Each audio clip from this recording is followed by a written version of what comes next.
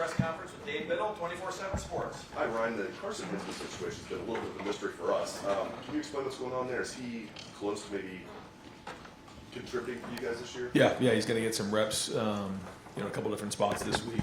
But he's mostly been staying at center, and Seth's obviously been doing a great job there. But yeah, he'll mix in a couple different positions this week.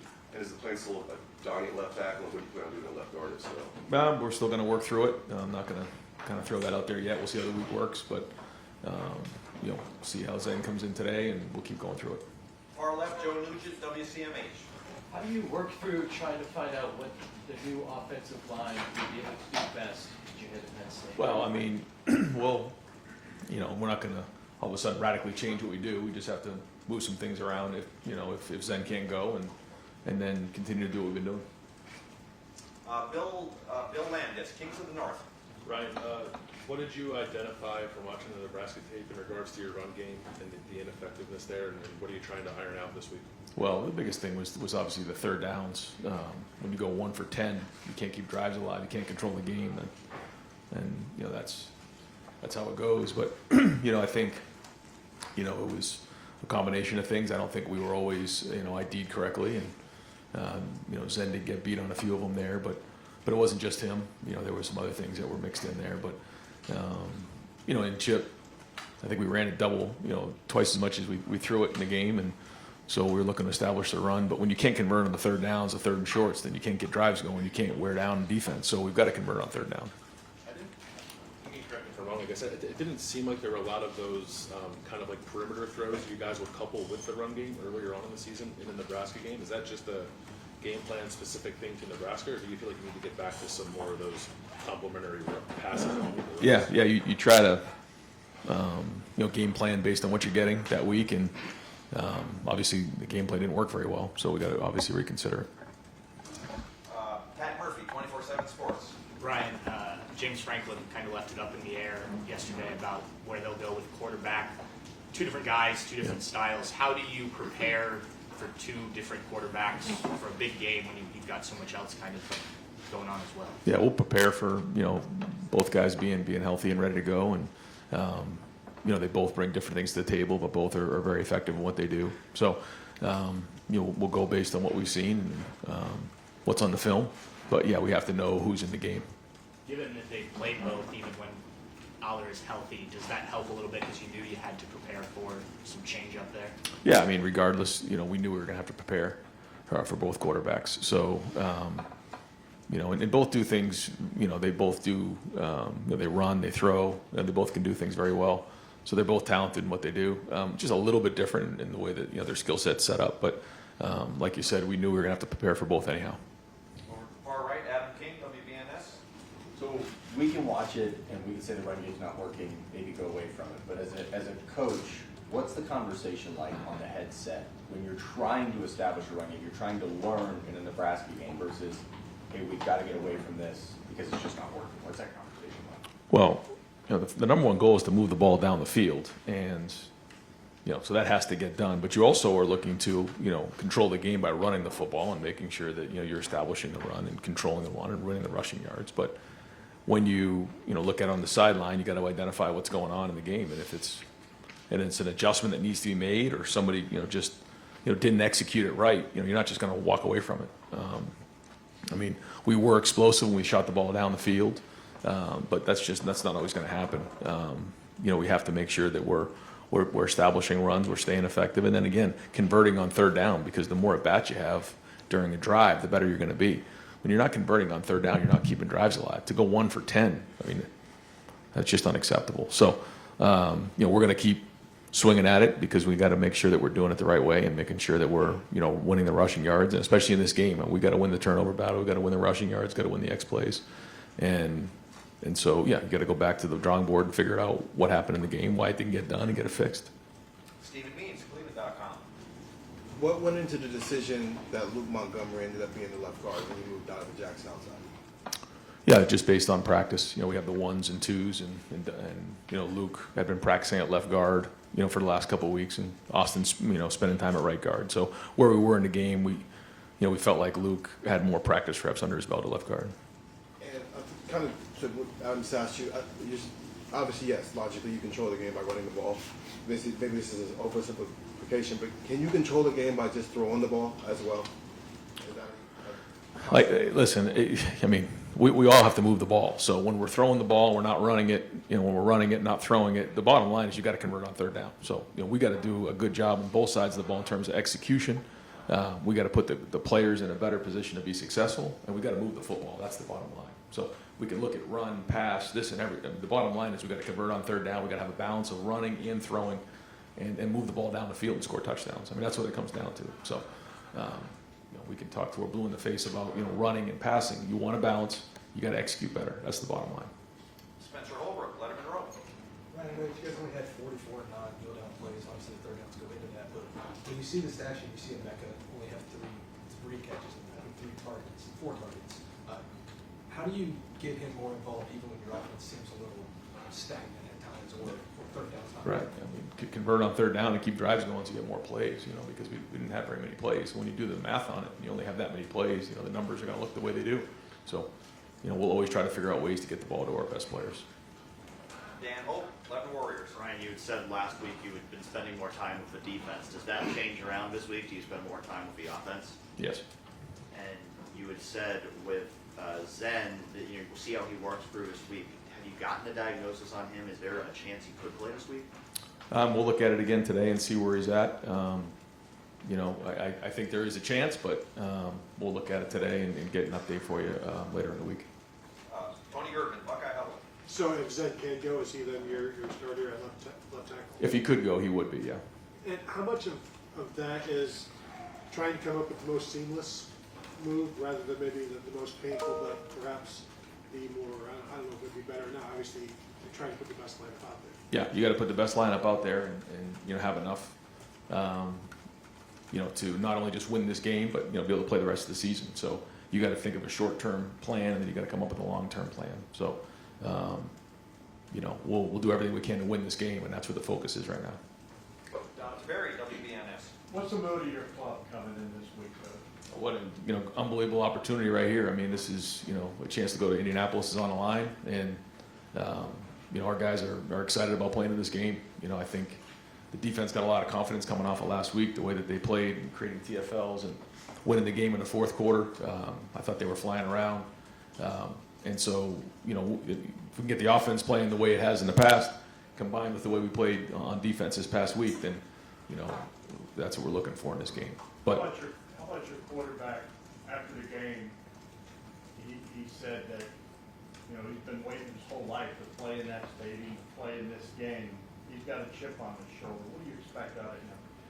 yeah, just like everybody else. I mean, for Will, he grew up in Pennsylvania, so I guess that's a little bit different for him. But for everybody else, I mean, again, just like the Oregon game was, this game's been circled on our schedule. We know what's at stake here, so we're gonna have a great week of practice, great energy in practice, and we're gonna go into that environment and go, finish the way that we didn't have an opportunity, or we didn't do 2 weeks ago. And so now we have another opportunity to go do that in this game. So now we got to go finish and win the game in the fourth quarter. We know it's going to take 4 quarters in this game. It always does when you go play in this environment.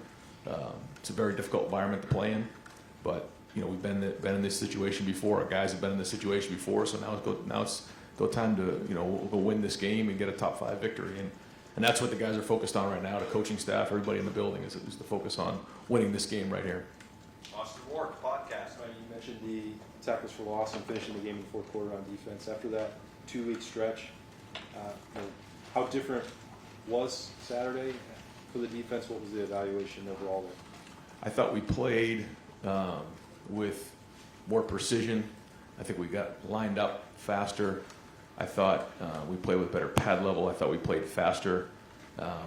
Just everything about it was crisper to me than it was certainly in the Oregon game. Now that game has been played, what was the one thing you wanted changed the most? Yeah, I mean that's a good question. I'm probably not going to get into it right now, but I mean, there's a lot of things that came into play, and I'm going to kind of leave those questions right now for in the meeting room, or leave those conversations for in the meeting room. But the bottom line is, it's our job to make sure we're putting our guys in the best position to be successful. I know I keep saying that over and over again, but we got to do that as coaches and allow them to play fast. And we're going to do that again this week. These guys, throw a lot of stuff at you. You got to be able to handle it. And we want to make sure that when the game comes down to the fourth quarter, our guys are able to go play and win the game in the fourth quarter. Got to be able to do that on offense and defense in this game. It's a coach's job to make sure that happens. Dylan Davis, Delaware Gazette. Sticking with the defense, so in the last two games, there's been a sizable gap between your starting 4 snap count and the guys behind them. Are you comfortable with that? Is that just a matter of those guys need to be on the field, those are your dudes, and they need to play more, or how's that shaking out? No, I mean, I definitely think we want to rotate guys, but when the game's on the line like that, we got to make sure that we're getting stops. We did that. We'll have to do that again this week. But yeah, I mean, we're going to get K-Mac mixed in more, Hero mixed in more, Kenyatta, Caden Curry, and make sure that our guys are fresh in the fourth quarter. Joey Kaufman, Columbus Dispatch. Ryan Jeremiah obviously came in here with high expectations, and he's had a touchdown in every game. As far as him living up to those expectations, what has allowed him to be able to do that? Well, his consistency and the way he practices is very mature again for a young player. And now you're getting into the second half of the season, and sometimes some of those freshmen can start to fray a little bit. That's not the way he's been. I mean, he's been better every week. The way he's practiced, the way he's handling himself in his preparation on a week-to-week basis, taking care of his body, making sure he knows the game plan, getting himself ready to go play in these games. And I thought for a young player, he handled the environment a couple weeks ago really well. He's going to walk in another environment here, but he'll be ready. That week of preparation right here leading up to the game is going to be critical. But up to this point, that's been excellent. The way he's on the field, he doesn't want to miss reps. He'll stay after practice and make sure that he's running the reps with the quarterbacks to make sure the timing is right with Will. So all those things lead to execution on the field. If I can follow up earlier on Zen, you said if he can go, he would be the starter at left tackle. What was your evaluation of him on Saturday? And what? Yeah, I mean, if he can go, we'll continue to evaluate kind of where we're at. I don't think we've made a decision on that yet. We'll have to first see if he can go, and then go from there. So, there was definitely plays in the game where he got beat, and he's battling in there. But then once he got injured, that obviously changed things. But he did not grade out a champion in the game. It had some tough plays, that caused some negative plays. But we know what we see in practice, and we got to continue to support him and make sure that he knows that we have confidence in him when he goes in the game. Stefan Kreisnig, Cleveland.com. You talked in the past about going into the season, you didn't need Will Howard to be a superhero. You kind of just needed him to make the plays that were there available. Well, when the offensive line struggles, do you feel like he has a sense of trying to do too much at times, or do you feel comfortable about how he's kind of responded to the situation where maybe the offensive line hasn't been up to par? No, I don't think he's forcing the action. He had that turnover, which was big in the game, but I feel like for the most part, he's let the game come to him, and we did not do well on third down, and so we got to do that. But that's everybody involved, not just him. But we need him to play well in this game. He's not the only one, but he's got to take care of the football, and like you said, make the routine plays on first, second down, play well on third down, and score touchdowns in the red zone. Andy Backstrom, Letterman Row. Yeah, Ryan, is there any status update on Lathan? And then secondly, what was your impression of the way the defense handled his absence with that rotation? Yeah, we're excited to get a full week of practice out of Lathan, so we'll kind of see again how the week goes with him. But good to know that we built some depth back there for Jordan Hancock to move into another position going into last week's game with just a week of preparation. I thought was excellent, and so we do have some flexibility there, moving him around. I thought Lorenzo Styles, Jermaine, played well in that game as well, both graded out. So that was good to see because obviously the depth back there was a little bit of a concern. But then Jalen McClain gave us some quality reps back there. So there was quite a few guys getting reps. So now we'll go into this game now with Lathan coming back, kind of figure out what that looks like going into it.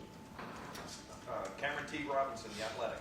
Ryan, with Tiger and Austin at right guard, how has that been? And have you wanted to see more separation from the two that you have, or have you seen that? I think they're both playing solid football, but we'd like to see them both take the next step. And then on our bell, what's the word you got from the Big Ten about that targeting call that we didn't think this? Yeah, just that, he's able to play in this game, and that they, realize that it should not have been targeting. And I think part of that was the fact that, he was ruled a runner. And then if you're ruled a runner, then, it's hard to be defenseless. So, how does that become targeting? And so there was a lot of conversation there. So excited that Arbel's going to be, with the team this week and fired up for him. Jeremy Birmingham, podcast. Ryan, most of the offseason and through the summer, there was a ton of talk about how this veteran team, the most veteran team you've had, lots of player-led stuff through the summer. As you've gotten into now November, at least outside looking in, it seems like a lot of the leadership is coming from Will, Caleb, Seth, guys that weren't here in the past. Is that accurate or a fair assessment? And if it isn't, can you give a little insight into which guys that are holdovers are actually leading this team? Yeah, I think Cody Simon's been excellent. I thought he played one of his better games this past Saturday. I think, you really feel Jack when he's out there. He's strong. I mean, he loves the Buckeyes and just, drives everybody in practice. You feel and hear him a lot. Lathan, not having Lathan there, was, but I thought even on the sideline, Lathan was in it the whole time.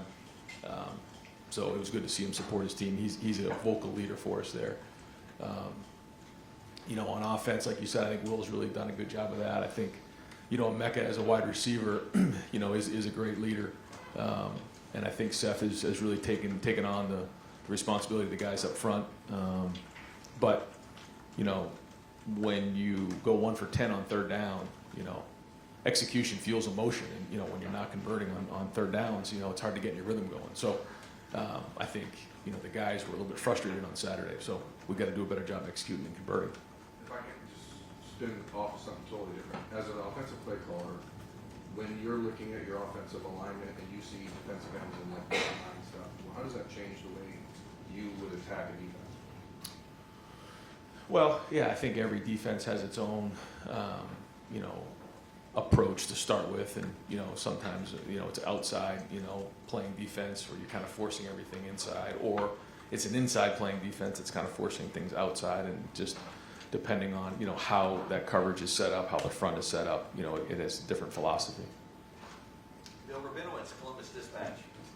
Yeah, you said before that if Donovan needs to be the next option to move to left tackle, is that still the plan right now? And how many reps, how often has he gotten reps at left tackle? What would your level of confidence be with him? Yeah, we've practiced him in the past, knowing that this could be a situation that we may need to go to, and so we'll get him some more this week. And we feel like he's a veteran guy who's played a lot of football, and we'll have to continue to identify the things that he's going to do well and the things that he's going to need more and more reps at. But this is a veteran player who's played a lot of football. Bill Carter is obviously a really good edge rusher. They got a bunch of them. How big a concern is just that matchup there, defensive line against your offensive line? Yeah, he's excellent, and it's not just him. I think they have a lot of good players on the defensive line and on defense in general. So you certainly got to know where 11 is on the field. He's dynamic as a player. So whether it's run game, pass game, I mean, you got to really do a good job with him. And I think, like you said, there's other guys on that line that are really good as well. So it'll be a challenge for our guys, and so we got to have a great week of preparation. And I think our guys are going to be fired up to play in this game, and I think it's a great challenge for our guys up front coming off of last week. So we're in it now, and we got a lot in the line this week, and so here we go. We got to go win this game. And we'll wrap things up with Tim May, Letterman Row. Thanks, Jerry. Ryan, just 2 quickies. Number one, I know you can't talk about it too much, but the concern level of the replay review immediately in the stadium in the command center at the Big Ten not finding what was found later when the explanation was done. Where's that, I don't know, in your concern level from the standpoint of there was a fumble on that play and Ohio State got the football. You understand what I'm saying? Yeah. So it doesn't do any good on Tuesday to get something fixed. So I guess what kind of concern do you voice about that you can maybe impart? Well, as you can imagine, there's been a lot of conversation, and it's gone on for quite a while. But it started, most recently, when Denzel had his situation, and we talked about being a little bit more, not being as technical with it. And then we kind of got into this weekend, and it seems like we kind of fell back into that a little bit. So without getting into the details of all the conversation, it's very difficult to try to coach these players on what exactly to do in that situation. And so I think what Arvell did in that situation is about what we'd expect someone to do and react in that moment right there. Try to go win the game with the game on the line. He keeps it. From what I believe, he keeps his head out of the tackle, and so it's frustrating to think, with everything on the line, and you're trying to teach the guys what to do, to be put in that situation is very difficult. Now, I give the league, the league credit. I think the easy thing to do is them just to, say no, but they did at least stand up and say no. That should not have been targeting in that moment. Yeah, nobody's more frustrated than me. But I keep going back to the fact that we have to leave no doubt, and I think that the way that we finished that game, even though that was the worst case scenario. Not only do you get the 15 yards, but it's the completion, so you get the ball where the fumble was, and you get the yardage tacked on. So, but you know what? It was a good challenge for our defense to say, hey, no matter what happens in this game, we didn't get that call. We got to get off the field and go win the game, and we did that. And so, to me, that's the biggest lesson here. It's going to be the same thing on Saturday. I don't know what's coming, and I'm not expecting to get a bunch of calls because it doesn't seem to just happen for us. So we got to go win the game and leave no doubt and win convincingly. That's the goal. And so coming out of the game, I think for our defense to build confidence, knowing no matter what happens, we got to get a stop. There's nothing we can do about what the calls are. And real quick, for just an average fan watching that game Saturday, you had two big pass plays, and not until you really needed a touchdown did you get the drive. You know what I mean? And what just came right about that drive, and how frustrated were you and Chip about trying to figure out that, whatever term you want to use, conundrum, puzzle that Nebraska was causing you, and all of a sudden, y'all made it look easy. You know what I mean? Just can you explain to the average fan what kind of happens there? Yeah, first off, like I said to our team, and I said, what happened the week before with the Nebraska-Indiana game was not going to be the same team that came in here, and they played well, and they have a good team, and Matt does a nice job, and so it was frustrating. You could see me on the sideline, and it was extremely frustrating. And so there's a lot of things that we got to take from this. But what hasn't happened in some of the other games is when you get to the fourth quarter like that, when the game's in the balance like that, you got to go win the game, and that's what happened. We need to put a drive together. We did. We need to get stops. We did. I would have loved to seen us, when we got the ball back, finish the game in a 4-minute drill. That didn't happen. So. I guess the thing to come out of this game and positive is that, when you get to the fourth quarter, we've got to execute and win the game. That's it. The statistics, the score, none of that really matters. Go win the game. And that's the way it's going to be here Saturday at State College. Folks, thank you very much.